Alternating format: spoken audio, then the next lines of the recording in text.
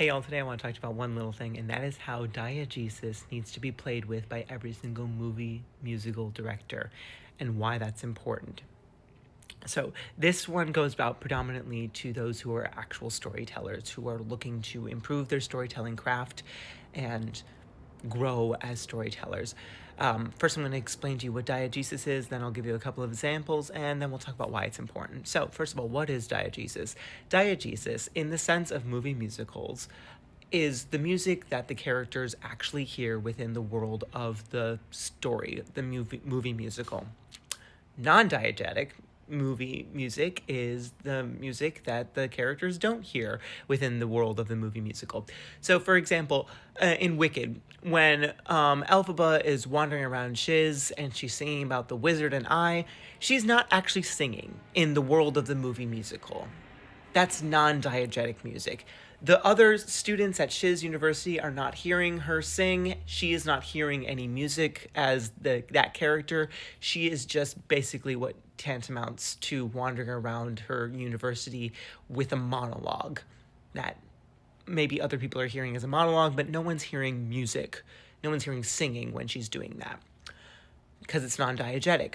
Diegetic music, on the other hand, music that is heard within the world of the story, would be like when everyone goes to the Oz Does Ballroom and there's that band of animals playing and they're all dancing to the music that the band is playing.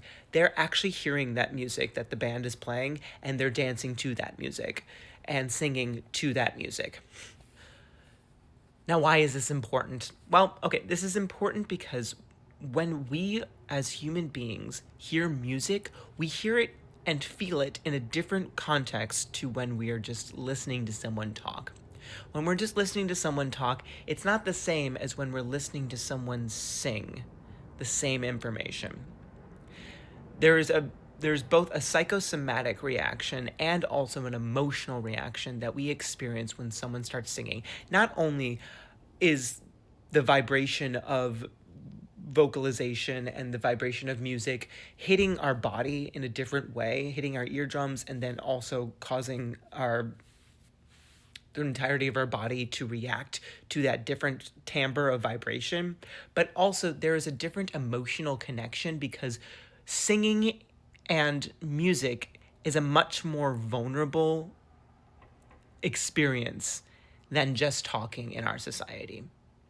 People know, there's a shorthand. We all understand that when someone is singing, they are making themselves more vulnerable. So we as human beings, as social creatures, connect to them on a different emotional level than if they're just talking. Now, why is this important? Well, because again, this goes out to my storytellers out there. When your characters are experiencing something, you want your audience to relate to them in a very certain way. If they're the protagonist, you want them to relate very deeply. If they're not the protagonist, maybe you don't want them to relate to that character very deeply. So, for instance, maybe we don't want to experience Galinda as a character we really relate to for the first half of the movie musical.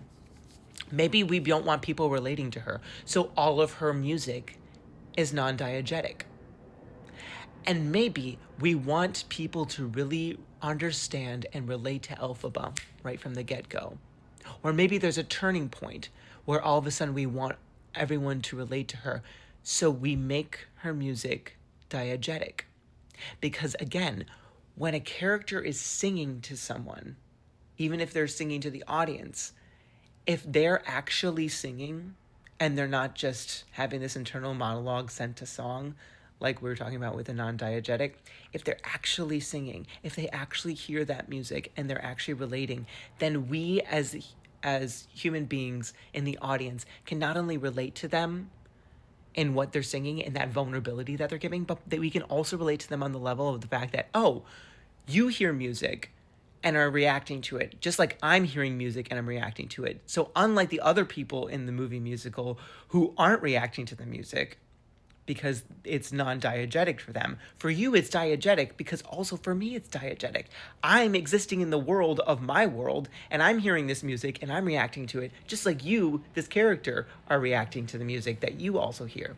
So if you are wanting your characters to actually relate to your audience members, Try playing around with some non-diegesis and diegesis.